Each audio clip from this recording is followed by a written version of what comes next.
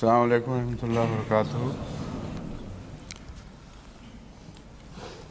کل سورہ النساء آیت 70 کا درس جاری تھا جب وقت ختم ہوا، اور ابھی یہ کچھ دن اور جاری رہے گا۔ اعوذ باللہ من الشیطان الرجیم، بسم اللہ الرحمن الرحیم۔ ومن یطع اللہ والرسول فاولئک مع الذین انعم اللہ علیہم من النبیین والصدیقین والشہداء والصالحین وحسن اولئک رفیقا۔ اور جو لوگ بھی اللہ اور اس کے رسول کی اطاعت کریں گے ان لوگوں میں شامل ہوں گے جن پر اللہ نے انعام کیا ہے، یعنی انبیاء اور صدیقین اور شہداء اور صالحین، اور یہ لوگ بہت ہی اچھے رفیق ہیں۔ اس آیت میں کچھ ایسے پہلو مزید سامنے آئے ہیں جو اس سے پہلے جو میرا مضمون تھا درس سالانہ پر عرفان ختم نبوت، وہ ویسے بہت تفصیلی تھا لیکن اس میں کچھ پہلو اس میں سے رہ گئے تھے۔ تو میں سمجھتا ہوں کہ اس درس میں ان سارے پہلوؤں کو پوری طرح کھول کر بیان کر دیا جائے۔ اگرچہ سارا عرفان نبوت ختم نبوت کا خطاب تو دوبارہ اس میں شامل نہیں ہو سکتا، لیکن اس کے علاوہ بھی بہت سی ایسی چیزیں ہوں گی جن کے شامل ہونے سے یہ مضمون جماعت احمدیہ کے لیے مکمل ہو جائے گا، اور اس کے جتنے پہلو بھی غیر احمدی علماء اپنے حق میں بیان کرتے ہیں ان پر بھی روشنی ڈالی جائے گی اچھی طرح۔ مائیت کا لفظ ایسا ہے جس پر ان لوگوں نے بہت بحثیں اٹھائی ہیں اور یہ ثابت کرنے کی کوشش کی ہے کہ مائیت صرف اخروی ہے، حالانکہ اخروی ہے، اس سے انکار ممکن ہی نہیں، لیکن جو اس دنیا میں عمل کریں گے ان کی جزا اس دنیا میں کیا ہوگی یہ بحث ہے۔ جہاں تک اخروی مائیت ہے وہ مائیت عمومی ہے، وہاں درجے نہیں دیے جائیں گے۔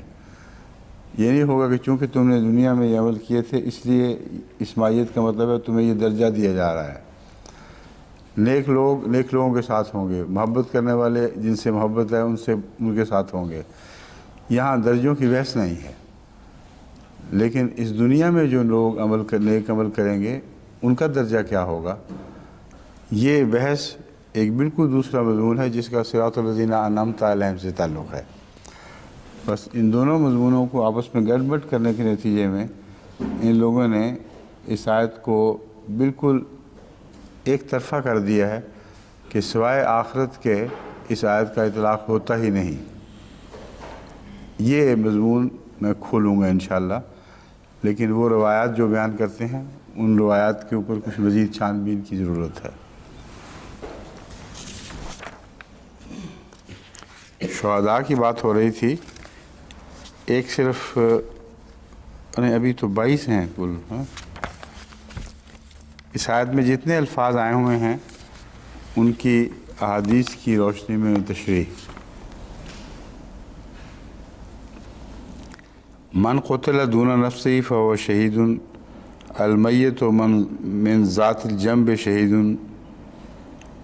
یہ تمام قسمیں مرنے والوں کی ہیں جو روزمرہ دکھائی دیتی ہیں، ایک بھی ایسی نہیں سوائے ایک دو کہ جہاں مسلم کا لفظ آیا ہے جن کا تعلق دین سے ہو۔ حادثاتی موتیں ہیں، ڈوب کے مرنے والے ہیں، اپنے مال جان کی حفاظت کرنے والے ہیں، اور ان میں نمونیا بھی شامل کر دیا گیا ہے کہ وہ لوگ جو نمونیے سے مرتے ہیں۔ یہ چیز کس لیے بیچ میں داخل کی گئی ہے؟ باقی تو میں بیان کر چکا ہوں کہ غیر معمولی اموات کا ذکر وہ کسی نہ کسی چیز پر مرنے والا شہید ہو جاتا ہے۔ ذات الجنب کی شہادت کا قصہ مجھے ابھی سمجھ نہیں آ سکی،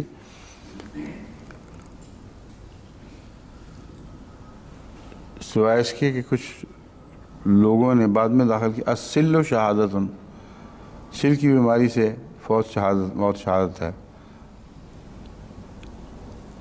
الدیغ شہید، موذی جانور کے ڈسنے سے مرنے والا شہید ہے۔ اب سوال یہ ہے ڈاکٹر صاحب کہ ذات الجنب اور سل کو کیوں نمایاں کیا گیا ہے؟ ان کا کیا تعلق ہے یہاں؟ ہیں؟ ہاں لکھا ہوا ہے. ایک بات تو صاف سمجھ آ رہی ہے کہ سل کا نمونیا سے تعلق ہے. وہ سارے علاقے جہاں راتیں بہت ٹھنڈی ہو جایا کرتی ہیں وہاں یہ بات دیکھنے میں آئی ہے کہ سل عام ہے، کیونکہ نمونیا سے پھیپھڑے کمزور ہو جاتے ہیں، اور پھیپھڑے کمزور ہو جائیں تو سل کی بیماری عام لگتی ہے. اس پہ جو دنیا کے مختلف ممالک کے قوائف چھپے ہیں ان سے پتہ چلتا ہے کہ ان سرد علاقوں میں جہاں اچانک نمونیا ہوتے ہوں ان کا تعلق آپس میں 3 بیماریوں کا آپس میں تعلق ہے. ایک ملیریا، دوسرے نمونیا، تیسرے سل. یہاں ملیریا کا کوئی تعلق نہیں تھا اس لیے اس کا ذکر نہیں کہ وہ علاقوں میں ملیریا نہیں تھا.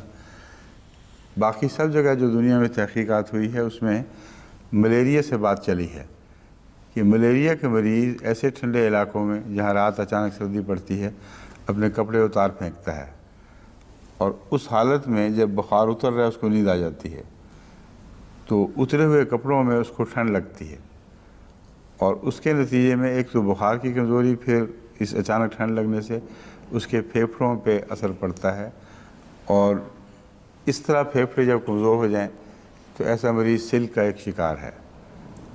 تو یہ تینوں باتیں تو میرے ذہن میں آ گئی ہیں، مگر یہاں صرف سل اور اس سے پہلے نمونیا کا ذکر ہے.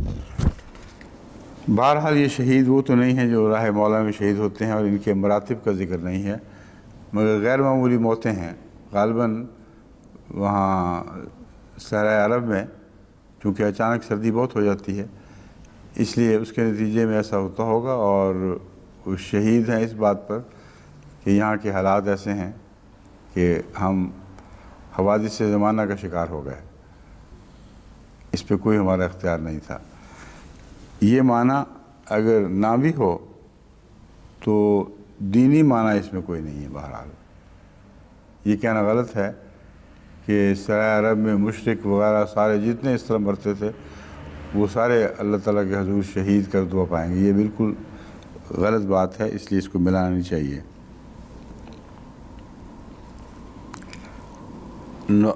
جانور، موذی جانور کا ڈس کا کاٹا ہوا یہ بھی اچانک واقع ہونے والا نمایاں ہے، اور ایسا بچہ جو پیدا ہوتے ہی فوت ہو جائے اس کے متعلق تو شہید ہو یا نہ ہو اس کے متعلق تو ویسے ہی گواہی ہے کہ وہ فطرت پر پیدا ہوا ہے اور وہ لازماً جنت میں جائے گا. حضرت ابراہیم صلی اللہ علیہ السلام کے متعلق جو یہ روایت ملتی ہے ان بچوں کے وہ نگران ہوں گے اور ان کی تربیت کریں گے. والخار من دابت شہید، اور سواری سے گر کر مرنے والا بھی شہید ہو گیا. بالکل صاف ظاہر ہے کہ وہی ایک بیان جاری ہے. ایسی موتیں جو عام روزمرہ کی وفات سے الگ ہوں ان سب کے لیے شہید کا لفظ آیا ہوا ہے، ورنہ سواری سے گرنے والے تو بڑے بڑے خطرناک دشمن مشرک بھی ہوا کرتے تھے.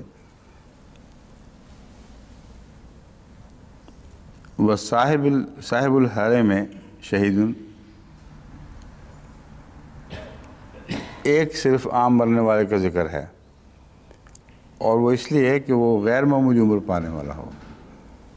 وہ صاحب الحرم میں شہید، بہت زیادہ بوڑھا ہو کر مرنے والا شخص بھی، کیونکہ وہ اپنے بچپن کی طرف لوٹ جاتا ہے اور ایک معصومیت کا رنگ اس میں آ جاتا ہے. یا عام انسانوں سے زیادہ عمر پانے والا ایک لازمی بات ہے کہ ان سے ایک استثناء ہے، ان سے نمایاں ہو کر الگ دکھائی دیتا ہے. من سال الشہادہ بصدق بلغہ اللہ منازل الشہداء وان مات علی فراشہ. یہ ایک مضمون ہے جو واقعی شہادت کے رتبہ پانے والوں میں ایک ایسے بعض اشخاص کو داخل کرتا ہے، اور یہ عقل اور دل اس کے قائل ہوتے ہیں. جو صدق دل سے شہادت کا طلبگار ہو اللہ تعالیٰ اسے شہداء کی منازل پر پہنچا دے گا، اگرچہ اس کی موت اپنے بستر پر ہی واقع ہو۔ یہاں حضرت خالد بن ولید کا آخری وقت پیش نظر ہونا چاہیے۔ اس وقت آپ کی خواہش جو ہے شہادت کی، اس حدیث کے تابع وہ بھی اور دوسرے مجاہدین بھی تو اس درجہ شہادت کے شوق رکھتے ہوں کہ زخموں سے کوئی بدن کا حصہ خالی نہ ہو، ان کی موت بستر پر بھی ہو تو اللہ کے نزدیک وہ شہید کی موت ہوگی۔ اب حدیث میں ہے شہداء کون کون ہیں۔ یہ حدیثیں اس لسٹ کے بعد کوئی اور وجہ ہے جو اکٹھی کی گئی ہیں؟ ہاں آ گئی ہیں نا سب؟ ان کی سپورٹ میں کچھ حدیثیں ہیں، یہ خلاصہ تھا جو 7 درج ہے۔ اس میں میرا خیال میں تفسیر میں جانے کی ضرورت نہیں ہے، اگر آپ کہیں تو میں ایک سرسری نظر سے دیکھ لوں کہ شاید کوئی بات رہ گئی ہو۔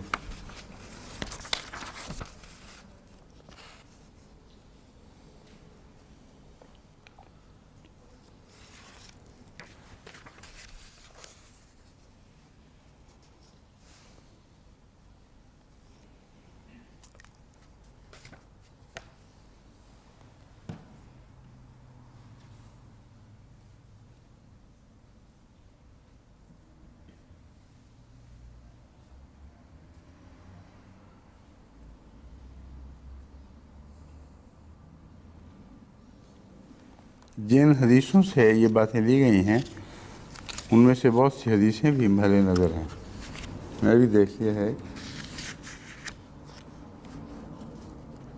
اس لیے کہ وہ بالکل ہی مضمون کو، شہادت کے مضمون کو بگاڑ دیں گی، تو ضروری ہے کہ ان حدیثوں کی الگ چھان بین کی جائے۔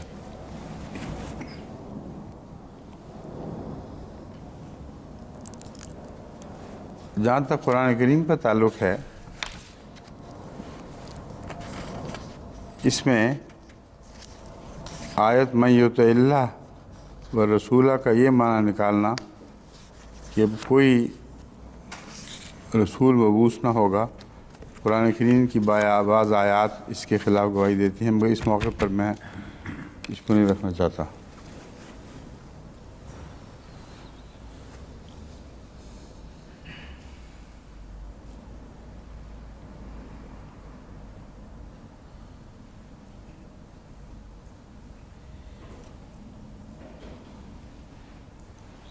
اب ماں کی بحثوں میں جو غیر احمدی علماء نے مختلف استدلال کیے آیات سے، ان کو غور سے پڑھنے سے ان کا جواب وہیں سے نکل آتا ہے، اور اس ضمن میں کسی لمبے تردد یا پہچان کی ضرورت نہیں ہے۔ مثلا ایک یہ آیت ہے یا ایھا الذین آمنوا قاتلوا الذین یلونکم من الکفار ولیجدوا فیکم غلظہ واعلموا ان اللہ مع المتقین۔ وہ کہتے ہیں دیکھو اللہ متقیوں کے ساتھ ہے، تو کیا اللہ متقیوں میں سے ہے؟ غیر احمدی معنی کریں گے۔ اس کا جواب بالکل واضح ہے کہ جب ماں کا لفظ ایک اعلیٰ شان کے وجود کی، واحد وجود کا تعلق کثرت کے ساتھ ملا رہا ہو تو یہاں ماں کا معنی من ہو ہی نہیں سکتا۔ ایک وجود کہا جائے کہ میں ان میں سے ہوں تو اس کا مطلب من ہو ہی نہیں سکتا، کیونکہ وہ وجود جو ہے وہ جنس میں مختلف ہے، وہ اپنی نوعیت میں مختلف ہے، اپنی شان میں مختلف ہے، اور اپنی انفرادیت میں مختلف ہے۔ اس کی انفرادیت، اس کی توحید ایسی ظاہر و باہر ہے کہ وہ دوسرے لوگوں میں سے نہیں ہو سکتا، ان کے ساتھ ہو سکتا ہے۔ بس ہر جگہ جہاں بھی ان اللہ مع کا معنی ہے، وہاں ساتھ کا معنی ہے اس کی مدد پر ہے، اس کی تائید میں ہے، اس کے سوا کوئی دوسرا معنی ممکن ہی نہیں۔ بس یہ آیت ان کو کوئی بھی فائدہ نہیں دے سکتی، کیونکہ یہ ایک مسلمہ ایسا ہے جو ہر کس و ناقص کو معلوم ہونا چاہیے، اور اس میں کوئی بھی تبدیلی نہیں ہو سکتی، نہ ہم یہاں کبھی بھی مع کا معنی من کرتے ہیں۔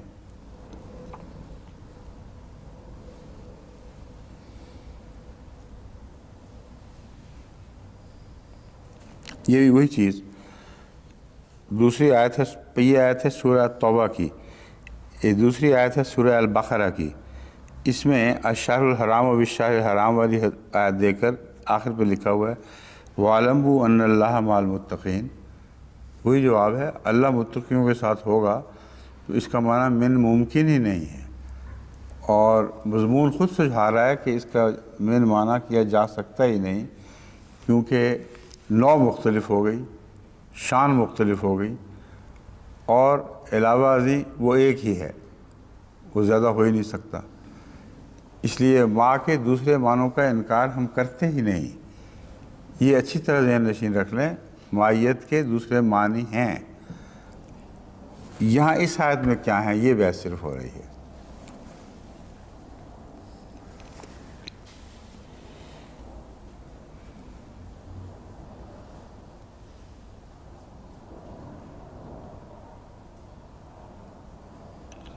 اب اس کا الٹ دیکھ لیجئے، حضرت اقدس محمد مصطفیٰ صلی اللہ علیہ وآلہ وسلم فرماتے ہیں، غار میں جب غار ثور میں چھپے ہوئے تھے، اذ یقول لصاحبہ لا تحزن ان اللہ معنا، خوف نہ کر، اللہ ہمارے ساتھ ہے۔ یہاں ساتھ کا معنی تائید الہی مراد ہے، اور من ہو ہی نہیں سکتا کہ اللہ ہمیں میں سے ایک ہے، یہ تو نہیں کہہ سکتے۔ تو یہ بے وجہ ٹامک ٹوئیاں مارتے ہیں۔ یہاں ماں کا معنی دوسرا من کے سوا نہیں، مائیت یعنی تائید کے سوا ہونا ممکن ہی نہیں ہے۔ اب یہ آیت ہے سورہ توبہ کی، اور ایک آل عمران کی آیت ہے۔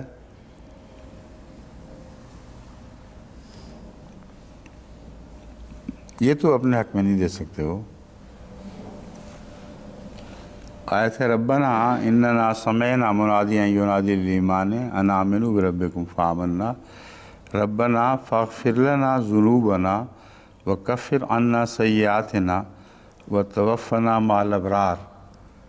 یہ آیت غیر عمدی اپنے حق میں دے ہی نہیں سکتے، کیونکہ یہاں صرف من کے معنی نکلتے ہیں، دوسرے نہیں بن سکتے۔ تو یہ کیوں بیچ میں شامل کر دیے خام خواہ؟ ہاں غلط جگہ لگی۔ اس کی آیت، اس دعا کا جو ہمیں سکھائی گئی ہے، یہ مطلب ہے ربنا فاغفر لنا ذنوبنا وکفر عنا سیئاتنا، اے خدا ہمارے گناہ بخش دے، ہماری برائیاں دور فرما دے، وتوفنا مع الابرار۔ اب یہاں ایک ہی جنس کے لوگ مراد ہیں، اس دنیا کی بات ہو رہی ہے، کیونکہ توفنا مرنے کے بعد نہیں ہوگا۔ تو مرنے کے بعد کی جو مائیت کی حدیثیں ہیں وہ بالکل اور مضمون رکھتی ہیں۔ اس دنیا میں جب ماں کا لفظ اپنے ہم جنسوں کے ساتھ استعمال ہو اور اچھے لوگوں کا ذکر ہو، تو وہاں من کے سوا معنی ہو ہی نہیں سکتا۔ اب یہاں دیکھ لیں، اے خدا ہمیں ابرار کے ساتھ وفات دینا، کیا اس کا یہ مطلب ہے کہ جب نیک لوگ مر رہے ہوں تو اس وقت ہمیں بھی مار دینا؟ ہرگز یہ مطلب ہو سکتا ہی نہیں۔ اس لیے ماں کا معنی ہر موقع اور محل کے مطابق کرنا ہوگا۔ اس دنیا کے معاملات میں جب ماں چسپاں ہوگا اور ہم جنسوں پر چسپاں ہوگا تو ایک اور معنی ہوں گے اس کے۔ ہم اس بحث میں پڑھتے ہیں، یہ گڑبڑ کر دیتے ہیں ماں کے دوسرے استعمالات کے ساتھ، حالانکہ ہمارا انکار ہی نہیں ہے کہ ماں کے دوسرے استعمالات ممکن بلکہ ضروری ہیں۔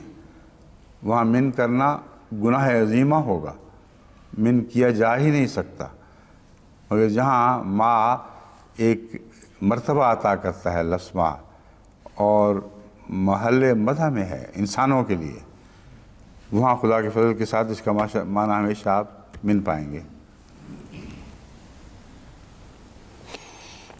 دوسری سورہ توبہ کی انہوں نے پہلی آیات دی تھیں اللہ کی مائیت کی، یہاں انسانوں کی مائیت کی یہی سورہ گواہ ہے کہ یہاں من کے معنی بنتے ہیں۔ یا ایھا الذین آمنوا اتقوا اللہ وکونوا مع الصادقین، اے لوگو اللہ کا تقوی اختیار کرو اور صادقوں کے ساتھ ہو جاؤ۔ کیا مراد ہے صادقوں کے ساتھ ہو جاؤ؟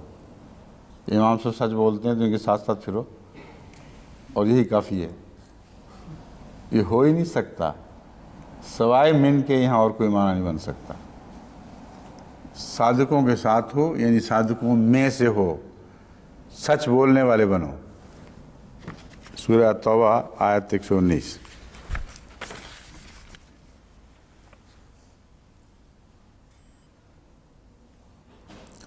ربنا آمنا بما انزلت واتبعنا الرسول فاکتبنا مع الشاہدین۔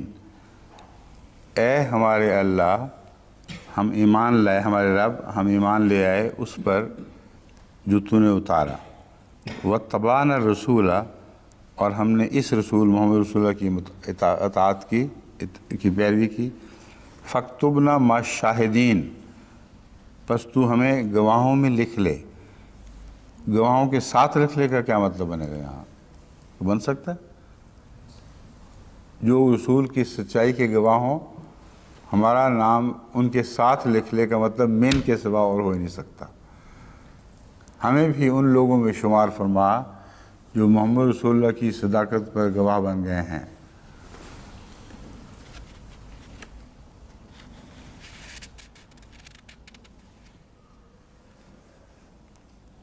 یہی آیت آل عمران والی آیت 54 ہے آل عمران کی، یہ المائدہ آیت 84 میں بھی ہے، اسی مضمون کی آیت۔ یقولون ربنا آمنا فاکتبنا مع الشاہدین، اے خدا ہم ایمان لے آئے ہیں، بس ہمیں ایمان لانے والوں میں سے لکھ لے۔ یا ایمان لانے والے الگ رہیں اور ہم الگ رہیں، یہ ہو ہی نہیں سکتا۔ من کے سوا ترجمہ ممکن ہی نہیں۔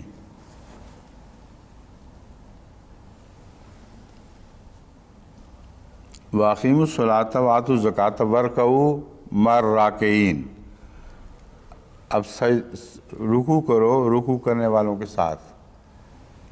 کیا اس کا مطلب یہ ہے کہ رکوع کرنے والے الگ ہیں اور تم الگ ہو؟ اور تم رکوع اس وقت کیا کرو جب لوگ رکوع کر رہے ہوں، گلی کوچوں سے گزرتے ہوئے مسجدوں میں جہاں رکوع کا اعلان ہو وہیں جھک جاؤ، اس وقت یہ مائیت ہو جائے گی۔ مار راکعین کا مطلب ہے تم رکوع کرنے والوں میں سے ہو، ان لوگوں میں سے ہو جو اللہ کے حضور رکوع کرتے ہیں۔ تو دیکھیے ماں کے استعمال موقع اور محل کے مطابق بدلتے رہتے ہیں۔ بعض جگہ ماں کا معنی من کرنا پڑتا ہے، اس کے سوا ممکن ہی نہیں، اور جہاں خدا نے خود من کر دیا ہو وہاں یہ مولوی کہاں جائیں گے؟ من النبیین والصدیقین، ماں پہلے فرمایا اور معنی خود کر دیا۔ تو یہ بحث ہے کہ جہاں اللہ تعالیٰ نے خود من کا معنی کر دیا ہے اور موقع اور محل بتا رہے ہیں کہ یہاں من سے مراد ان مرتبہ والوں میں سے ایک ہونا ہے، اور یہ مضمون سورہ فاتحہ کی آیت اہدنا الصراط المستقیم سے مطابقت رکھتا ہے۔ اس مضمون کو باقی مائیت کے استعمالات کے ساتھ گڑبڑ کرنا ظلم ہے، بالکل واضح اور کھلا کھلا مضمون ہے۔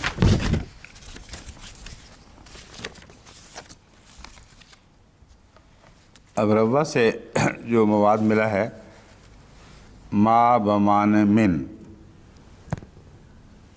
یہ وہی ہے سے یہ جو ہم نے یہاں تیار کیا ہے۔ اچھا، اس میں سے جو میں ضمناً بیان کر چکا ہوں ان کو چھوڑ کر باقی میں آپ کے سامنے رکھتا ہوں۔ سب سے پہلے تو ماں کا لغت کا معنی دیکھنا چاہیے ہمیں، لغت کیا کہتی ہے، ماں کن معنوں میں استعمال ہوتا ہے۔ مفردات القرآن مصنفہ امام راغب میں لکھا ہے، وَقَوْلُهُ فَاكْتُبْنَا مَعَ الشَّاهِدِينَ اے اجعلنا فی زمرتہم اشارۃ الی قولہ فاولئک هم الذین انعم اللہ علیہم۔ امام راغب دیکھیں کیسی پتہ کی بات لاتے ہیں، کتنی لطیف بات ہے۔ مفردات راغب صفحہ 435، یہ پتہ ہے مفردات راغب کا حوالہ دے دیتے ہیں صفحہ 435۔ اس لفظ میں دیکھنا چاہیے، صفحہ 435 مختلف اشاعتوں کے مختلف صفحے ہوں گے۔ ہمارے جو حوالے والے ہیں بہت کمزور ہیں اس معاملے میں، ان کی تربیت کی ضرورت ہے۔ ایسا حوالہ ہونا چاہیے کہ اس کے سوا کسی اور جگہ نظر پڑ ہی نہ سکے، اور وہ حوالہ تھا ماں، دیکھیے زیر لفظ ماں، اور اگر صفحہ دینا ہی ہے تو پھر اس کی اشاعت کا پتہ کس زمانے میں کب چھپی تھی، کس مطبع سے چھپی تھی، یہ تعین کریں گے تو پھر حوالہ درست ہوگا۔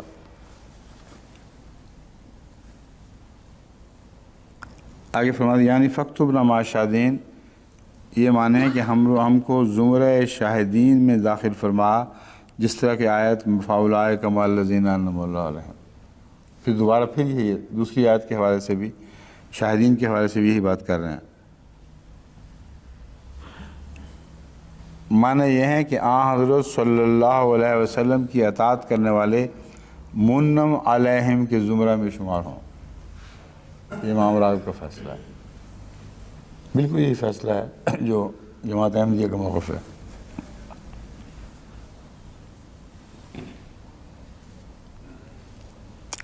تفسیر بحر محیط میں حضرت امام راغب کے اس قول کی تشریح یوں درج ہے، یعنی امام راغب کے نزدیک اس آیت کا مطلب یہ ہے کہ حضرت صلی اللہ علیہ وسلم کی اطاعت کرنے والے مقام اور مرتبہ کے لحاظ سے نبیوں، صدیقوں، شہیدوں اور صالحین میں شامل کیے جائیں گے۔ مقام اور مرتبہ صرف ایک جسمانی مائیت نہیں ہے یا روح کا روح کے ساتھ ملنا نہیں ہے، مقام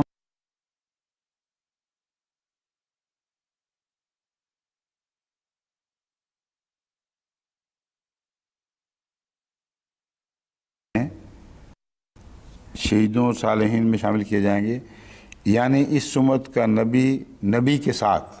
اب یہ سن لے گا، اس کے بعد مولانوں کے پاس کیا گنجائش رہے گی۔ یہ پہلے کی کتاب ہے تفسیر محیط، احمدیت کا کوئی تعلق نہیں اس کتاب سے۔ فرماتے ہیں یعنی اس امت کا نبی کے ساتھ، صدیق کے ساتھ، شہید کے ساتھ، صالح کے ساتھ۔ اگرچہ قیامت کے دن سب اکٹھے ہو جائیں گے اور رسول اللہ صلی اللہ علیہ وسلم کی فیض سے آپ کی امت کے مراتب بلند کیے جائیں گے اور ان کو قرب کا احساس ہوگا، یہ بالکل اور معنی ہے۔ لیکن اس دنیا میں مرتبے کی جہاں تک بحث ہے، اس میں کہتے ہیں اس امت کا نبی کے ساتھ ہوگا۔ اگر امت کا نبی ہو ہی نہیں سکتا تو کیسے ہو جائے گا؟ ما بمعنی من،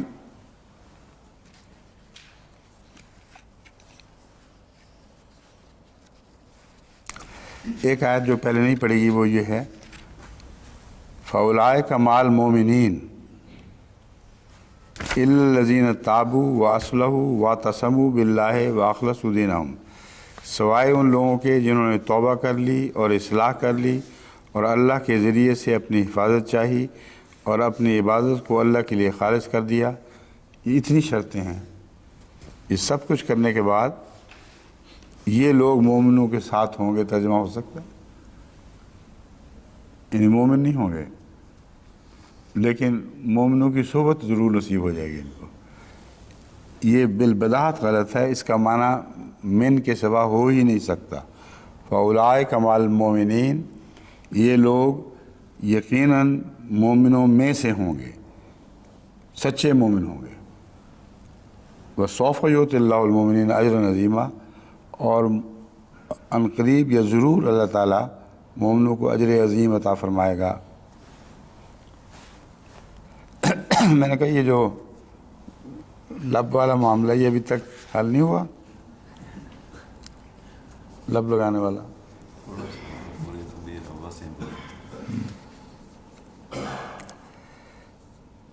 یہ جو بعض لوگوں کو خیال ہے کہ یہ ایک ناپسندیدہ عادت ہے، میں نے اس پر حوالے اکٹھے کیے ہیں۔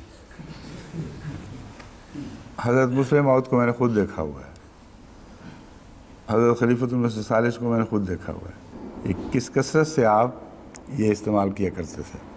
حضرت میاں بشیر احمد صاحب رضی اللہ تعالیٰ عنہ کو میں نے خود دیکھا ہوا ہے، وہ چلتے پھرتے کتاب لوٹتے تھے تو کیا کرتے تھے، اور مجھے آپ نے خود دیکھا ہوا ہے۔ اس کے علاوہ تاریخ بھی گواہ ہے کہ جب سے کاغذ ایجاد ہوا ہے یہ حرکت ساتھ ایجاد ہوئی ہے۔ تو اس سلسلے میں دلچسپ مواد میں نے اکٹھا کرنے کے لیے ربا کو ہدایت دی ہے، وہ پھر آپ کو کسی کو سنا دوں گا تاکہ ان ہائیجینک سمجھنے والوں کو پتہ چل جائے ان ہائیجینک نہیں، اور جو ان ہائیجینک کہتے ہیں وہ خود بھی ہاتھ ان کا جاتا ہوگا ضرور۔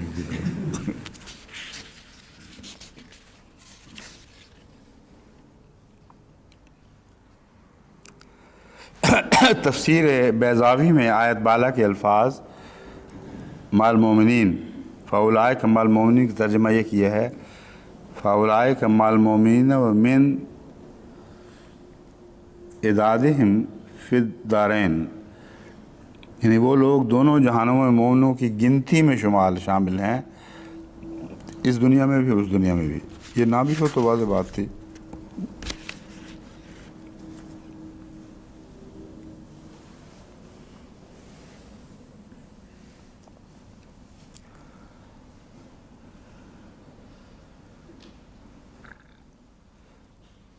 اب ابلیس کو سجدے کے وقت مائیت حاصل تھی، ایک ان لوگوں کے ساتھ تھا جنہوں نے سجدہ کیا ہے، لیکن من ہونا ثابت نہیں تھا، کیونکہ حرکتیں الگ الگ اور مراتب الگ الگ ہیں، اس لیے مراتب کا ایک ہونے سے من کا لفظ صادق آ سکتا ہے۔ جب مراتب بدل جائیں تو ہرگز اس کا معنی من نہیں کیا جا سکتا، سوائے اس کے کہ وہ شخص انکار کرے نیک لوگوں کے ساتھ ان میں سے ہونے کا۔ جب یہ کہا جائے گا تو پھر ماں کا معنی من کیا جائے گا۔ اب ابلیس والا واقعہ اس پر گواہ ہے۔ جب اللہ تعالیٰ نے حکم دیا کہ سارے فرشتوں کے ساتھ سجدہ کریں، کلوں اجمعین، سب کے سب سجدہ کریں، تو سب نے سجدہ کیا الا ابلیس، ابلیس نے نہیں کیا۔ ابا ان یکون مع ساجدین، یہاں مع من کے معنوں میں ہے، اس نے انکار کیا کہ ساجدوں میں سجدہ کرنے والوں میں سے ہو جائے، ورنہ مع ساجدین وہ کھڑا تھا ساتھ ہی، اس کے سامنے ہی فرشتے سجدے کر رہے تھے۔ تو صاف پتہ چلا کہ موقع اور محل کے مطابق مع کا معنی من بھی ہو سکتا ہے اور مع کا معنی ساتھ بھی ہو سکتا ہے۔ تو ابلیس کو ایک مائیت حاصل تھی جو فرشتوں کے ساتھ سجدہ کرنے والوں کی مائیت تھی، لیکن ان میں سے نہیں تھا، اس لیے اس نے انکار کر دیا مع ساجدین کہ وہ ساجدوں کے ساتھ ہو۔ اس نے ساتھ کھڑے ہونے کا انکار کبھی بھی نہیں کیا، اس نے یہ انکار کیا میں ان لوگوں میں سے نہیں ہوں گا جو سجدہ کرتے ہیں۔ وَلَقَدْ خَلَقَكُمْ ثُمَّ صَوَّرْنَاكُمْ ثُمَّ قُلْنَا لِلْمَلَائِكَةِ اسْجُدُوا لِآدَمَ فَسَجَدُوا إِلَّا إِبْلِيسَ لَمْ يَكُنْ مِنَ السَّاجِدِينَ، یہاں مع ساجدین کی بجائے من الساجدین کا لفظ اس کے متبادل کے طور پر استعمال ہوا ہے۔ یہ ثابت کرتا ہے کہ ہمارا استنباط بالکل درست ہے کہ اللہ تعالیٰ بعض دفعہ مع کا استعمال فرماتا ہے، بعض دفعہ اس کی تشریح کے طور پر اسی جگہ من کا لفظ استعمال فرما دیتا ہے۔ تو اسی آیت کریمہ من یطع اللہ میں یہی ہوا ہے، پہلے مع کا لفظ انعم اللہ علیہم، پھر من النبیین، مع کی تشریح من کے معنوں میں۔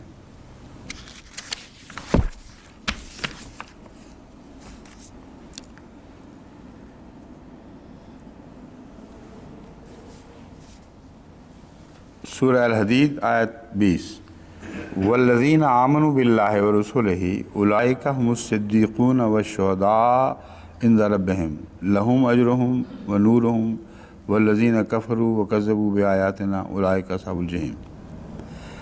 والذین آمنوا باللہ ورسلہ، باقی رسولوں کا ذکر ہے یہاں، حضرت صلی اللہ علیہ وآلہ وسلم کا ذکر بطور خاص خاتم النبیین میں اور اس آیت میں ہے۔ وہ لوگ جو اللہ پر ایمان لائے اور اس کے رسولوں پر، اولئک هم الصدیقون، یقیناً یہی لوگ ہیں جو صدیق ہیں، والشہداء عند ربہم، اور اپنے رب کے حضور شہداء ہیں۔ اس آیت سے جو استنباط کیا گیا ہے ہمارے علماء کی طرف سے، میں اس کو درست نہیں سمجھتا، کیونکہ ہم الصدیقون میں صدیق بطور مرتبہ کے بیان نہیں ہوا، اور اسی طرح شہداء کے بعد صالحین کا درج نام مذکور نہیں ہے۔ اس لیے یہ آیت اگر ہمیں اس لحاظ سے کوئی فائدہ نہیں دے گی، اس مضمون سے اس کا تعلق نہیں ہے۔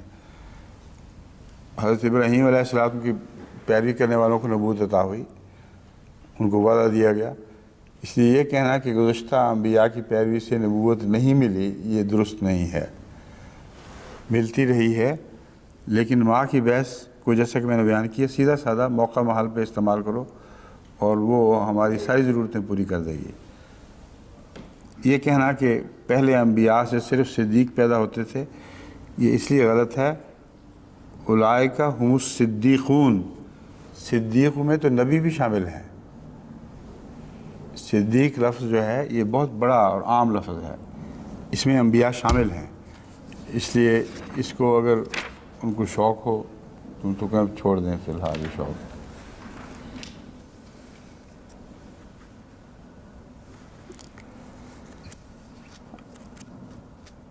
اب جہاں تک ختم نبوت کے فیضان کا تعلق ہے کہ یہ ایک جاری فیضان ہے، اتنی سی بحث سے ساری معیت اللہ کے نیچے، باقی ساری معیت کی بحثیں اصولاً میں نے بیان کر دی ہیں کہ موقع محل کے مطابق معیت کے معنی مختلف ہوں گے، لیکن اس آیت میں فیضان ختم نبوت کا اجراء قطعیت کے ساتھ واضح طور پر بیان کیے گئے، جیسے کہ میں نے بعض پہلے علماء کے حوالے دیے ہیں مفردات وغیرہ کے، اور اس سے مفر نہیں کہ اس میں اہدنا الصراط المستقیم والے وعدے کی خوشخبری دی گئی ہے کہ تم لوگوں کے حق میں پورا ہوگا، یعنی تمہیں میں سے وہ قافلہ بنایا جائے گا جو رسول اللہ صلی اللہ علیہ وسلم کے پیچھے چل کر ان میں صالحین بھی ہوں گے اور صدیق بھی ہوں گے، شہید بھی ہوں گے، صدیق بھی، اور پھر اس امت کا رسول جیسا کہ پہلے گزرا ہے، اس امت کے نبی۔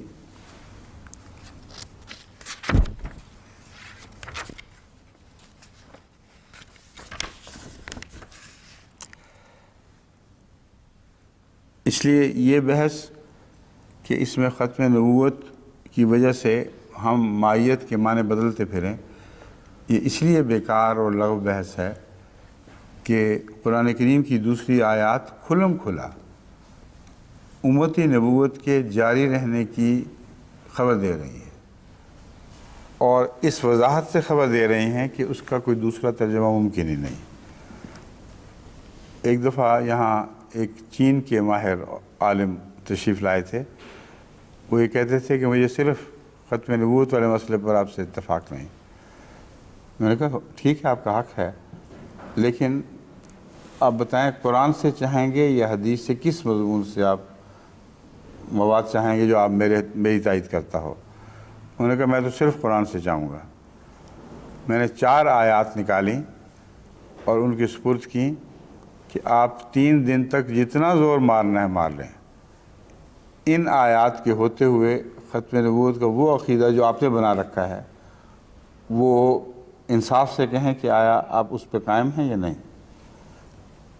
3 دن کے بعد سر پھینکا ہوا آئے اور کہا کہ ان آیات کے ہوتے ہوئے میرے پاس کوئی امکان نہیں ہے کہ میں پرانے مولویوں والے عقیدے پر قائم رہ سکوں، سوائے ایک آیت کی تشریح ہے۔ وہ اس پر ہمارے 2-3 دن لگ گئے، اور جب تشریح مکمل ہوئی تو انہوں نے کہا اب میں بات سمجھ گیا ہوں، اب اس کے بعد میرے پاس اس کے سوا کوئی امکان نہیں کہ امت محمدیہ میں رسول اللہ صلی اللہ علیہ وسلم کے تابع نبوت کو جاری سمجھوں، تابع نبوت کو، میت اللہ، مطیع نبوت کو۔ لیکن میں ابھی احمدی نہیں، کیونکہ میرے نزدیک حضرت مسیح موعود علیہ السلام پر یہ چسپاں نہیں ہو رہا، اس لیے اس بہانے سے وہ نکل گیا۔ اس کو میں نے کہا مجھے بتاؤ کیوں نہیں چسپاں ہو رہا، میں ثابت کروں گا۔ کچھ عرصہ گفتگو ہوئی، پھر وہ یہاں سے بھاگ گیا، کیونکہ اس کی نیت مسلمانوں کا، اپنے علاقے کے مسلمانوں کا لیڈر بننا تھا۔ اس عقیدے سے تو اس کو بس مفر نہیں تھا، کیونکہ اتنا انصاف ان لوگوں میں ہے چین کے علماء میں، یعنی بعض میں کم سے کم، کہ جب واضح شہادت قرآن کی ہو تو سر جھکا دیتے ہیں۔ لیکن فرار کی اور راہیں بھی ہیں، وہ کہیں صداقت مسیح موعود اس سے ثابت نہیں ہوئی، اس لیے میں جاتا ہوں یہاں سے۔ تو وہ اپنے واپس گئے ہیں، پھر سعودی عربیہ گئے، پھر ایران گئے، پھر دوسری جگہ جہاں سے پیسہ اور لیڈرشپ ملی ہے وہاں گھومتے پھرے ہیں، لیکن سعادت سے محروم رہ گئے۔ ایک آیت ان میں سے یہ تھی جو میرے سامنے ہے، یا بنی آدم اما یاتینکم رسل منکم یقصون علیکم آیاتی فمن اتقی واصلح فلا خوف علیہم ولا هم یحزنون۔ اے بنی آدم، اے آدم کی اولاد، اما یاتینکم رسل، جب تمہارے پاس رسول آئیں، منکم، تم میں سے ہوں، یقصون علیکم، یعنی وہ رسول نہیں جو فرشتے آیا کرتے ہیں، اس لیے منکم کی شرط اس لیے بیان کی گئی ہے کہ انسان ہوں، فرشتے رسول نہیں، وہ بھی تو آیا کرتے ہیں۔ یقصون علیکم آیاتی، وہ میری آیات تم پر تلاوت کریں، میری آیات تم پر تلاوت کریں، یعنی فرمایا ان پر نازل ہو رہی ہوں۔ صاف ظاہر ہوا کہ یہاں امتی رسولوں کا ذکر ہو رہا ہے جن سے پہلے آیات کی تلاوت ہو چکی ہے، انہوں نے ان آیات کو آگے تلاوت کرنا ہے، نہ کہ ان پر نازل ہوں گی۔ بس آیات یعنی قرآن کریم میں جو شریعت ہے ان کے نزول کا اپنے اوپر دعویٰ نہ کریں۔ یقصون علیکم آیاتی، جو میری آیات قرآن کریم میں مراد یہ ہے نازل ہو چکی ہیں وہ لوگوں سے بیان کریں۔ اس کے بعد فمن اتقی واصلح فلا خوف علیہم ولا هم یحزنون، اس کے بعد جو بھی خدا کا خوف اختیار کرے گا اور اپنی اصلاح کرے گا، تقویٰ کرے گا، اصلاح کرے گا، اس پر فلا خوف علیہم، اس پر کوئی خوف نہیں ہے، ولا هم یحزنون۔ اب اس سے بنی آدم مخاطب ہیں، اس میں صرف مسلمان مخاطب نہیں، سارے بنی آدم کے لیے یہ پیشگوئی ہے کہ تم میں سے رسول آ سکتے ہیں بشرطی کہ وہ ان آیات کی تلاوت کریں جن کی محمد رسول اللہ تلاوت کیا کرتے تھے، ان آیات کو تفصیل سے بیان کرو، یقصون، اس کی پیروی کرو، اس کی تشریح کرو۔ ایسے رسول اگر آئیں تو ہرگز وہ حارج نہیں ہے محمد رسول اللہ صلی اللہ علیہ وسلم کی خاطبیت میں۔ یہ آیت تھی جس پہ وہ کچھ مزید غور چاہتے تھے، اور جب ان کو پتہ چل گیا ساری دنیا میں قرآن ساری دنیا کے لیے آنا ہے، اور آنے والے نے بھی ساری دنیا کے لیے دعویٰ کرنا تھا، اور رسول اللہ صلی اللہ علیہ وسلم کی اطاعت کا دعویٰ کرنا تھا، نیا قرآن نہیں بنانا تھا، تو پھر ان کا دل صاف ہو گیا کہ ہاں مجھے سمجھ آ گئی۔ آل عمران آیت 180، ما کان اللہ لیذر المؤمنین علی ما انتم علیہ حتی یمیز الخبیث من الطیب وما کان اللہ لیطلعکم علی الغیب ولکن اللہ یجتبی من رسلہ من یشاء فآمنوا باللہ ورسلہ وإن تؤمنوا وتتقوا فلکم اجر عظیم۔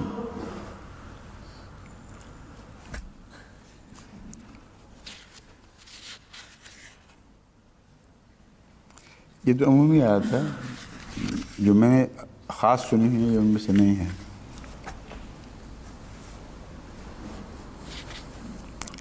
اب سورہ حج کی ایک آیت ہے، یہ بھی ہم پیش کرتے ہیں، اس سے لازماً ہماری تائید میں بات ہوتا ہے، مگر عمومی آیت ہے۔ اللہ یستفی من الملائکۃ رسلا ومن الناس، یعنی خدا کا ایک جاری کردار بیان فرمایا گیا ہے، یعنی کہ کان اللہ ہو، کہ اللہ پرانے زمانوں میں چنا کرتا تھا، اور رسل کے ساتھ بیان کرنے سے ثابت ہوتا ہے کہ اب بھی جب خدا رسولوں کو، فرشتوں کو رسول بنا کے بھیجتا ہے تو من الناس کے اوپر کوئی قدر نہیں، وہ چاہے تو فرشتوں کی طرح انسانوں کو بھی رسول بنا کے بھیج سکتا ہے۔ یہ ایک جاری دستور ہے اللہ تعالیٰ کا۔ اس دستور کے اوپر اس آیت میں یا اس کے بعد کی آیت میں کوئی قطر نہیں لگائی گئی۔ یہ اللہ کی شان ہے، جب چاہے کرے گا، جس کو چاہے گا بھیجے گا۔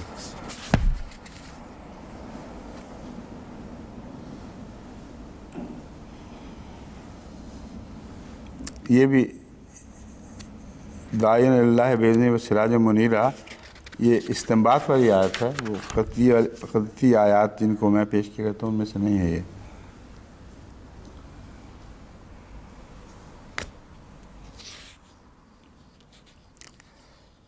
اب ایک یہ آیت ہے جو میں نے ان صاحب کے سامنے پیش کی تھی، اور اب آپ کے سامنے اس کو رکھتا ہوں۔ وَإِذْ أَخَذَ اللَّهُ مِيثَاقَ النَّبِيِّينَ لَمَا آتَيْتُكُم مِّن كِتَابٍ وَحِكْمَةٍ ثُمَّ جَاءَكُمْ رَسُولٌ مُّصَدِّقٌ لِّمَا مَعَكُمْ لَتُؤْمِنُنَّ بِهِ وَلَتَنصُرُنَّهُ قَالَ أَأَقْرَرْتُمْ وَأَخَذْتُكُمْ عَنْ ذَلِكُمْ إِصْرِي قَالُوا أَقْرَرْنَا قَالَ فَاشْهَدُوا وَأَنَا مَعَكُم مِّنَ الشَّاهِدِينَ۔ میثاق النبیین والی آیت ہے، اور اس آیت سے یہ ان کے بڑے سے بڑے علماء بھی سخت گھبراتے ہیں، کیونکہ ان کے موقف کو قطعیت کے ساتھ غلط ثابت کر دیتی ہے۔ میثاق کے متعلق جب مولانا مودودی سے یہ سوال کیا گیا تو میثاق النبیین والی آیت تو بتاؤ یہ کیا قصہ ہے، تو انہوں نے یعنی جان کر، کیونکہ عالم ہونے کے لحاظ سے اتنا علم تو ان کو ہونا چاہیے کہ یہودیوں کے ساتھ جو میثاق ہے وہ اور ہے، اور میثاق النبیین اور ہے۔ یہودیوں کے ساتھ میثاق والی آیت الگ بیان ہوئی ہے، اور اسی طرح بیان ہوئی ہے کہ ان کا یہ میثاق حضرت موسیٰ علیہ السلام سے لیا گیا تھا، اور یہ میثاق جو ہے اس کو میثاق النبیین کہتے ہیں۔ اور اسی حوالے سے قرآن کریم میں سورہ احزاب میں اسی آیت کی طرف اشارہ موجود ہے۔ بس میثاق النبیین والی آیت کو کسی دوسری آیت کے ساتھ منسلک نہیں کیا جا سکتا، بالکل الگ مضمون ہے۔ اس آیت کا ترجمہ یہ ہے، یاد کرو جب اللہ تعالیٰ نے نبیوں سے یہ پختہ عہد لیا کہ میں نے ہی تم کو کتاب اور حکمت دی ہے، یعنی کتاب اور حکمت جو تمہیں دی گئی ہے میں نے دی ہے، میں مالک ہوں، میری مرضی ہے جس کو چاہوں دوں۔ بس اگر کوئی رسول تمہاری تعلیمات کا مصدق تمہارے پاس آئے تو اس پر ضرور ایمان لانا ہے۔ تعلیمات کا مصدق یہ ایک ایسا اصول ہے جو ماضی پر بھی چسپاں ہو سکتا ہے، حال پر بھی، مستقبل پر بھی۔ اگر کوئی خدا کی طرف سے آنے کا دعویٰ کرے اور اس چیز کی تصدیق کرے جو اس سے پہلے نبی اور اس کی کتاب کی تعلیمات میں موجود ہے، تو اس کا انکار کیوں کرو گے؟ سر پھرا ہے جو انکار کرو گے؟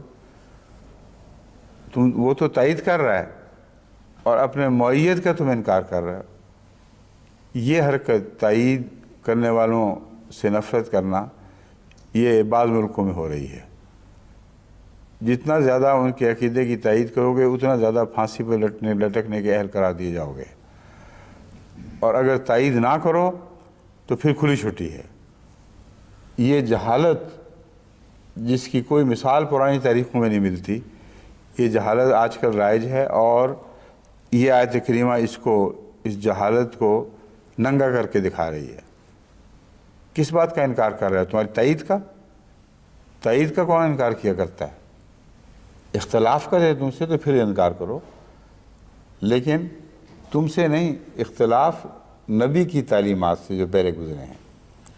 یہ بحث ہونی چاہیے صرف کہ رسول اللہ صلی اللہ علیہ وآلہ وسلم سے نعوذ باللہ من ذالک اور کتاب قرآن کریم سے نعوذ باللہ من ذالک کیا جماعت نے کبھی انکار کیا ہے؟ جب وہ انکار نہیں کرتے تو کہتے ہیں یہ جرم ہے تمہارا، انکار کیوں نہیں کرتے؟ اگر انکار کرو گے تو بچ جاؤ گے، پھر تم ان ہندوؤں، عیسائیوں، مشرکوں، یہودیوں، دہریوں کے ساتھ ہو جاؤ گے جن کے لیے اب مسلم لیگ کے دروازے کھل گئے ہیں۔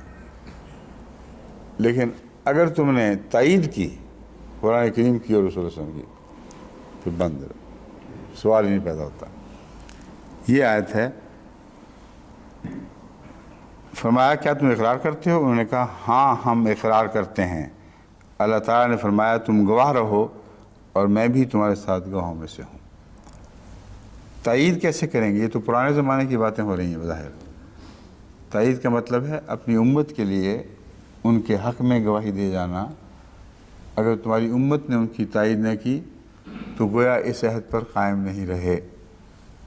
بس رسول اللہ کی سچی امت وہی ہے جو اس معیت کی تائید کرتی ہے جو رسول اللہ علیہ وسلم کی تائید کرتا ہے، اور اگر وہ اس سے ہٹیں تو گواہ رہو کہ تم نے اپنا فرض پورا کر دیا، آگے ان کی مرضی۔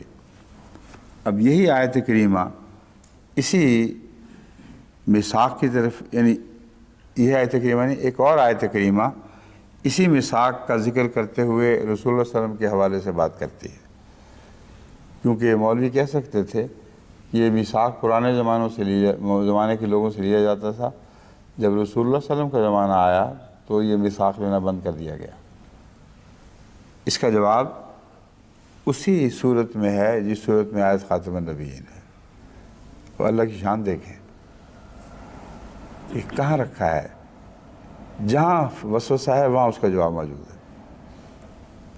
وہ آیت یہ ہے وَإِذْ أَخَذْنَا مِنَ النَّبِيِّينَ مِيثَاقَهُمْ وَمِنْكَ وَمِن نُوحٍ وَإِبْرَاهِيمَ وَمُوسَىٰ وَعِيسَىٰ ابْنَ مَرْيَمَ وَأَخَذْنَا مِنْهُمْ مِيثَاقًا غَلِيظًا لِيَسْأَلَ الصَّادِقِينَ عَنْ صِدْقِهِمْ وَأَعَدَّ لِلْكَافِرِينَ عَذَابًا أَلِيمًا۔ یاد کرو جب ہم نے نبیوں سے ان کا پختہ عہد لیا۔ میثاق النبیین کون سا ہے؟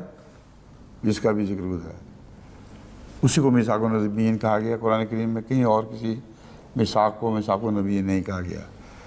وہ مضمون اگر رسول اللہ صلی اللہ علیہ وسلم کے ظہور پر ختم ہو جانا چاہیے تھا تو اس کا کیا مطلب ہے؟ وَإِذْ أَخَذْنَا مِنَ النَّبِيِّينَ مِيثَاقَهُمْ وَمِنْكَ، جب ہم نے نبیوں سے ان کا میثاق لیا اور تجھ سے بھی۔ نبیوں والے میثاق میں تو یہ ذکر آتا ہے کہ جو ہماری طرف سے آئے رسول ہونے کا دعوے دار ہو، اگر تائید میں ہوگا ہماری تو اس کی تائید تمہیں کرنی پڑے گی۔ رسول اللہ صلی اللہ علیہ وسلم کے بعد اگر کوئی آ سکتا ہی نہیں تھا تو رسول اللہ صلی اللہ علیہ وسلم سے کوئی میثاق لیا ہے؟ کسی کو سمجھ آئی بات کی؟ کیوں لیا ہے میثاق؟ میثاق النبیین میں ہے کہ جب ہم نے تمہیں تعلیم دی، بعد میں اگر کوئی ہماری طرف سے آئے جو تائید کرتا ہو، تم نے اس کی ضرور تائید کرنی ہے۔ اگر رسول اللہ صلی اللہ علیہ وآلہ وسلم کے زمانے میں آپ کے وصال کے بعد ایسا کسی کا آنا ناممکن تھا تو منکا کا کوئی مطلب نہیں ہے کہ ہم نے یہ عہد تجھ سے بھی لیا ہے۔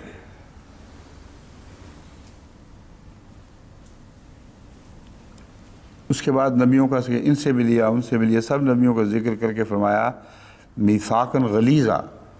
اس میثاق کو معمولی نہ سمجھو، یہ بہت پختہ عہد ہے جو لیا گیا ہے، اس پر تم لوگ پوچھے جاؤ گے۔ اور فوراً فرمایا لیسأل الصادقین عن صدقہم، یہ عہد اس لیے باندھا ہے پختہ کہ پوچھے جائے وہ جو صادق ہونے کے دعوے دار ہیں، جو کہتے ہیں کہ ہم سچے ہیں اپنی اطاعت میں اور رسول اللہ صلی اللہ علیہ وسلم کو تسلیم کرنے میں، تاکہ ان کے صدق کے متعلق ان سے پوچھا جائے۔ وَأَعَدَّ لِلْكَافِرِينَ عَذَابًا أَلِيمًا، اور کافروں کے لیے ہم نے بہت دردناک عذاب تیار کر رکھا ہے۔ تفسیر حسینی میں یہ درج ہے وَإِذْ أَخَذْنَا، یاد رکھو کہ لیا ہم نے مِنَ النَّبِيِّينَ، نبیوں سے، میثاقہم، ان کا عہد، ان کا اس بات پر کہ خدا کی عبادت کریں اور خدا کی عبادت کی طرف بلائیں اور ایک دوسرے کی تصدیق کریں، یہ ہر ایک کو بشارت دیں اس پیغمبر کی جو ان کے بعد ہوگا۔ یہ میثاق النبی والی آیت کی تفسیر ہے۔ اور یہ عہد پیغمبروں سے روز الست میں لیا گیا، وہ من کا، اور لیا ہم نے تجھ سے بھی یہ عہد اے محمد صلی اللہ علیہ وسلم۔ تو صاف کھل کے بات بیان کر دی گئی کہ پیغمبروں کے بعد آنے والے پیغمبروں کی تائید کا حوالہ ہے، اور روز الست میں یہ عہد لیا گیا، یعنی ایک مقدر تقدیری عہد ہے جو ہر ایک سے لفظاً لینا ان معنوں میں شاید ضروری نہ بھی ہو، مگر نبی کی سرشت میں یہ بات داخل ہے۔ کوئی نبی بھی ایسا نہیں جو اپنی سرشت کے اعتبار سے اپنے آنے والے پیغمبر کے انکار پر امت کو تیار کرے۔ جتنے بھی ہیں ان کی سرشت میں یہ ہے کہ جس خدا نے ہمیں بنایا ہے، ہماری اطاعت اس کی وجہ سے فرض ہوئی ہے، تو یہ نہ ہو کہ ہماری قوم بعد میں آنے والوں کا انکار کر دے، اس لیے ان کی سرشت بولی ہے ہر جگہ۔ اور انہیں ہمیشہ آنے والوں کی تائید میں نصیحتیں فرمائی ہیں۔ دوسرے قرآن کریم میں ایک آیت ہے جو آئندہ زمانے میں آنے والوں کا ذکر کر رہی ہے، کیونکہ اس کا معنی یہ لینا کہ قیامت کے دن یہ ہوگا، یہ ہو نہیں سکتا، کیونکہ اقتت کا لفظ ہے معین وقت میں، وَإِذَا الرُّسُلُ اُقِّتَتْ، جب رسول معین وقت کے اوپر اٹھائے جائیں گے یا مبعوث کیے جائیں گے، یعنی آخری زمانے میں اللہ تعالیٰ تمام رسولوں کو بروزی رنگ میں دوبارہ ظاہر کرے گا۔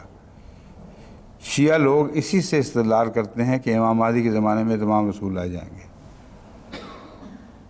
شیعہ سنیوں کو بتانے کے لیے، اپنی پاپولیرٹی کے لیے، اپنے عقیدوں کے خلاف بھی معنی لے لیتے ہیں، مگر یہ وہ آیت کریمہ ہے جس میں وہ اپنے ائمہ کی نبی بنانے کی خاطر مجبور ہیں کہ اس کے معنی وہ یہ لیں، یعنی امام مہدی کو خصوصیت کے ساتھ وہ چونکہ نبی کا مرتبہ دیتے ہیں اور ائمہ کو بسا اوقات نبیوں سے بالا مرتبہ بھی دیتے ہیں، مگر امام مہدی کے متعلق ان کا یہ عقیدہ ہے کہ اس کے آنے سے گویا سارے رسول اٹھائے جائیں گے۔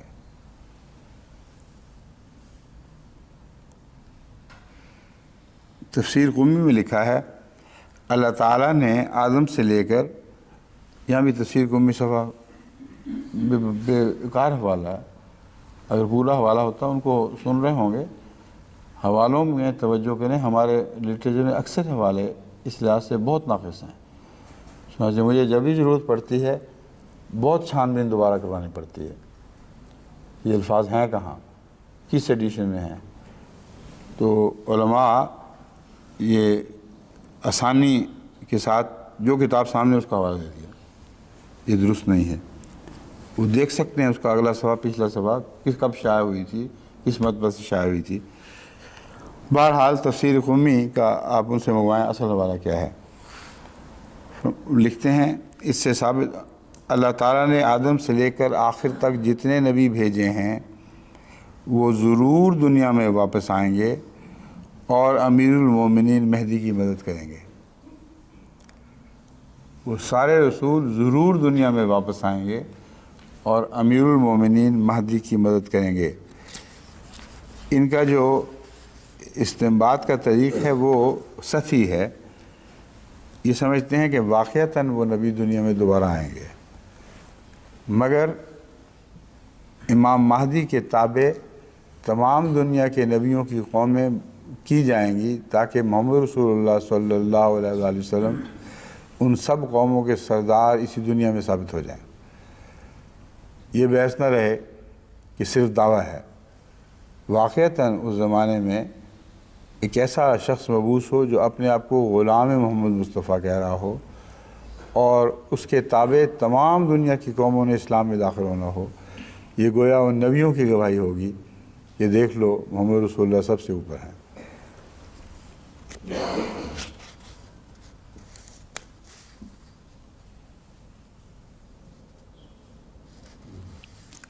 وہ جو ایک شعر جس پر اعتراض کرتے ہیں غیر احمدی مولوی کہ حضرت عیسیٰ کی حد تک ہوئی ہے، حضرت عیسیٰ کی حد تک تو بالکل برداشت نہیں کر سکتے، وہ یہ کہتے ہیں، وہ شعر یہ ہے کہ ابن مریم کے ذکر کو چھوڑو اس سے بڑھ کر غلام احمد ہے۔ لفظ غلام احمد ان کو نظر نہیں آتا، ابن مریم کے ذکر کو چھوڑ نظر آ جاتا ہے۔ ابن مریم کا ذکر تم کیا لگائے پھرتے ہو؟ محمد رسول اللہ کا غلام جو ابن مریم بن کے آیا ہے وہ اس ابن مریم سے بہتر ہے جو پہلے ظاہر ہوا تھا، کیونکہ یہ غلام محمد مصطفیٰ ہے، وہ غلام موسیٰ تھا۔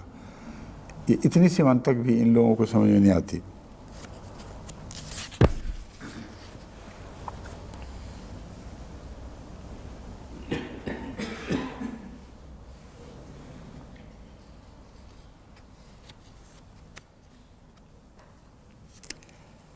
یہ تفسیر کبیر کا ایک حوالہ ہے امام راضی کا، اور یہ وہ ایک عمومی حوالہ ہے، اسے غیر احمدی تسلیم کریں یا نہ کریں، مگر ان کے نزدیک الملک سے مراد نبوت ہے. مالک الملک توتی الملک من تشاء. وہ کہتے ہیں کہ اس آیت میں الملک سے مراد نبوت اور رسالت کی حکومت ہے، جیسا کہ فرمایا کہ ہم نے ابراہیم کو آل کو کتاب اور حکمت عطا کی. اس آیت کا ظاہر و باہر اطلاق تو شاید اس مضمون سے نہ ہوتا ہو، مگر ملک یعنی رسول اللہ صلی اللہ علیہ وسلم کا خدا تعالیٰ کی ملکیت کا مظہر ہونا اور مالکیت کا مظہر ہونا، اس پر حضرت مسیح علیہ السلام کی تفصیل سے تحریرات ہیں، اور میں بھی بہت سی تحریرات کا حوالہ دے چکا ہوں.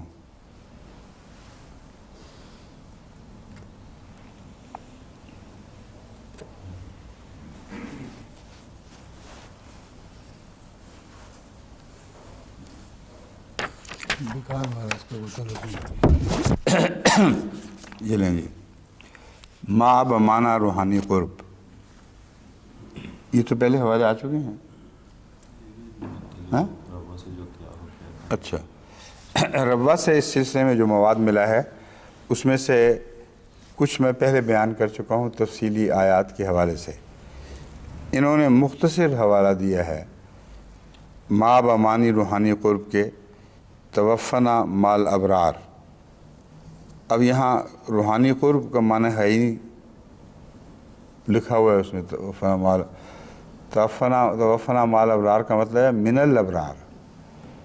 تو روحانی قرب کی بحث نہیں ہے، ان میں سے ہونا مراد ہے.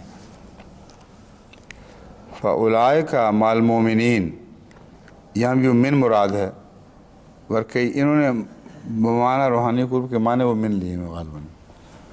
ورکئی مار راکعین، اور سجدہ کرنے والوں کے ساتھ اے عورت تو بھی سجدہ کر، یہ بھی من کے معنوں میں آتا ہے. ان اللہ معنا بھی اس میں دے دیا ہے، یہ کیسے من کا معنی دے سکتا ہے؟ یہ غریب جلدی میں چیزیں اکٹھی کی گئی ہیں، اس پر میں آج گفتگو نہیں کر سکتا، کیونکہ جیسا کہ میں نے بیان کیا اس میں غلط حوالے آئے ہوئے ہیں، ایک مضمون کے ہیں ہی نہیں کنسسٹنٹلی. ان اللہ معنا کا معنی تو روحانی قرب ہے، لازم بات ہے، لیکن توفنا مال ابرار میں روحانی قرب مراد نہیں، من الابرار مراد ہے. مال مومنین روحانی قرب مراد نہیں، من المومنین مراد ہے. اور ساتھ بیچ میں یہ بھی جڑ دیا ان اللہ معنا کہ اللہ من ہم میں سے ہے، نعوذ باللہ من ذالک.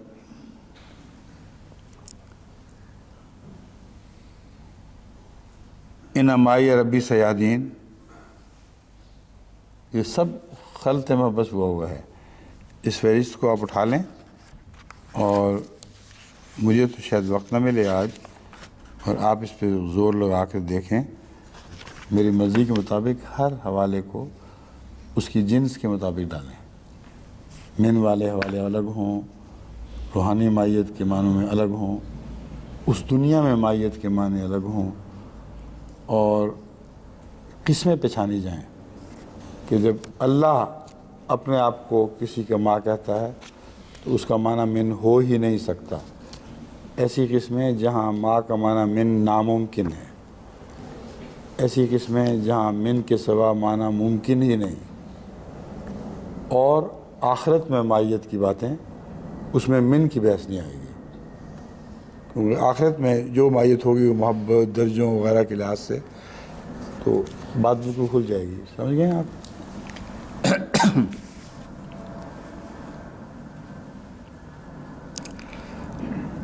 ابھی وقت ہے 10-7 منٹ.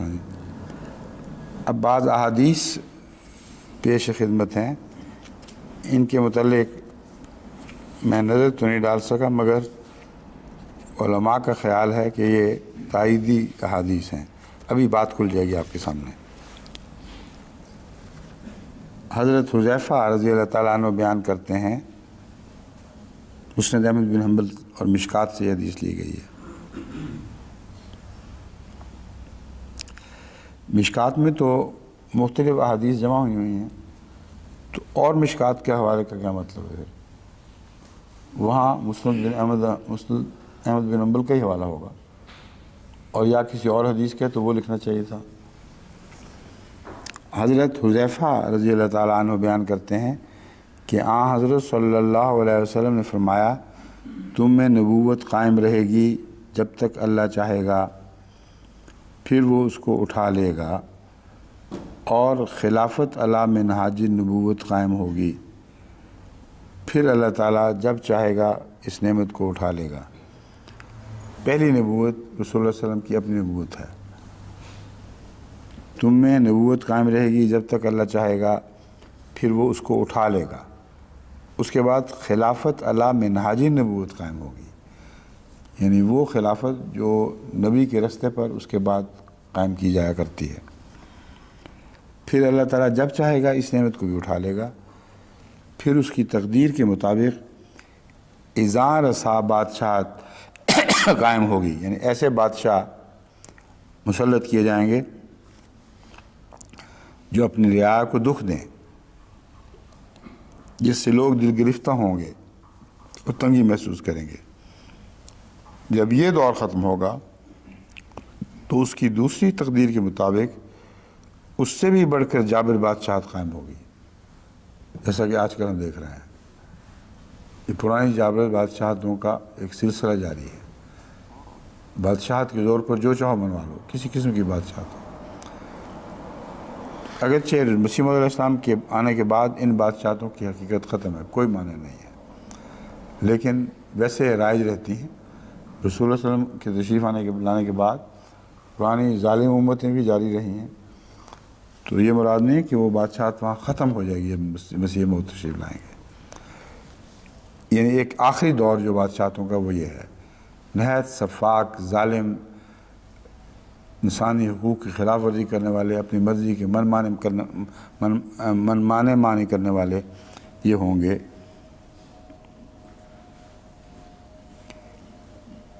یہاں تک کہ اللہ تعالیٰ کا رحم جوش میں آ جائے گا اور اس ظلم و ستم کے دور کو ختم کر دے گا۔ اس کے بعد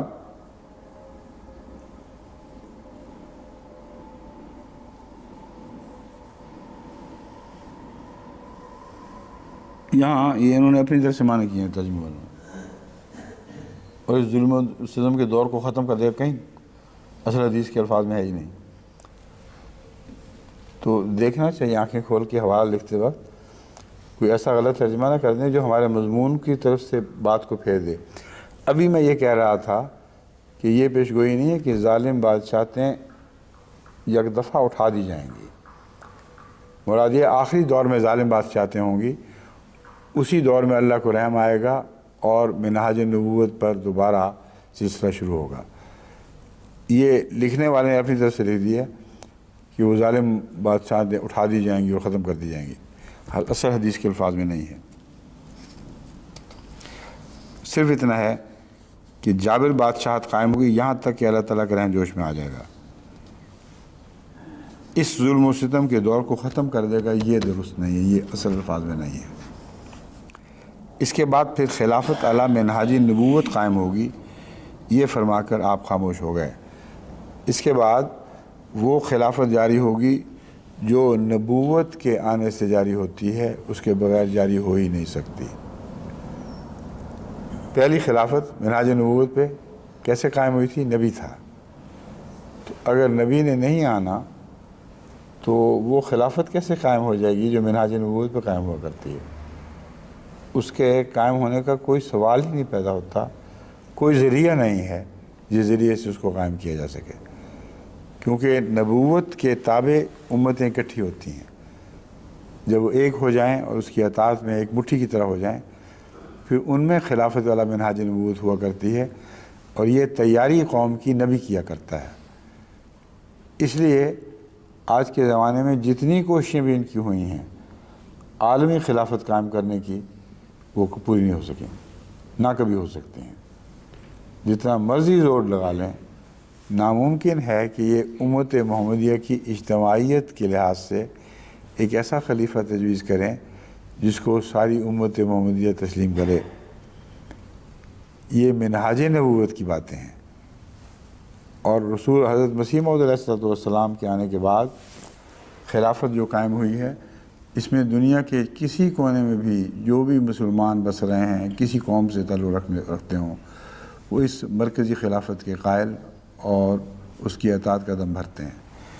بس یہ پیشگوئی بالکل کھلی تھی، جس کو علماء نے نظر انداز کر دیا اور اس کا نقصان دیکھ رہے ہیں۔ ایک دوسری حدیث ہے حضرت ابو ہریرہ رضی اللہ تعالیٰ عنہ کی، جو بخاری کتاب التفسیر سورہ جمعہ میں بیان ہوئی ہے، اور یہ وہ حدیث ہے جس کو میں بارہا پہلے بیان کر چکا ہوں۔ اس کو چھوڑا بھی جا سکتا ہے اب، کیوں جی؟ بخاری بولی وہ حدیث جس میں ہے کہ سوریہ سے ایمان لے آئے گا، یہ اس کثرت سے پہلے میں بیان کر چکا ہوں کہ اب درس کے محدود وقت کے لحاظ سے اسے چھوڑ دیتا ہوں۔ لیکن یہ بہت ہی پختہ مضمون ہے جو جماعت احمدیہ کی تائید میں ہے کہ اللہ تعالیٰ آئندہ زمانے میں ایسے شخص کو نازل فرمائے گا جو سوریہ سے بھی ایمان کو کھینچ لائے گا، یعنی اس زمانے میں لوگوں کا ایمان عمل میں اٹھ چکا ہوگا۔ اب یہ جو احادیث ہیں جن میں یہ فرمایا گیا ہے کہ میرے بعد کوئی نبی نہیں، علماء کا بہت زور ان احادیث پر ہے، اور اس کے جواب میں وہ اس جلسہ سالانہ کی تقریر میں میں نے تمام ایسی احادیث پڑھ کر ان کا توڑ کیا ہے، ان کے غلط استنباط کا توڑ کیا۔ حدیث کا توڑ تو ہو نہیں سکتا، لیکن یہ حدیث جو ہے یہ ظاہر کر رہی ہے کہ اگر زمانی طور پر بھی نبوت کی نفی ہے تو ایک جگہ جا کر وہ زمانہ بند ہو جائے گا، اس وقت تک نبی کی نفی ہے۔ وقت ہو گیا کہ کل پھر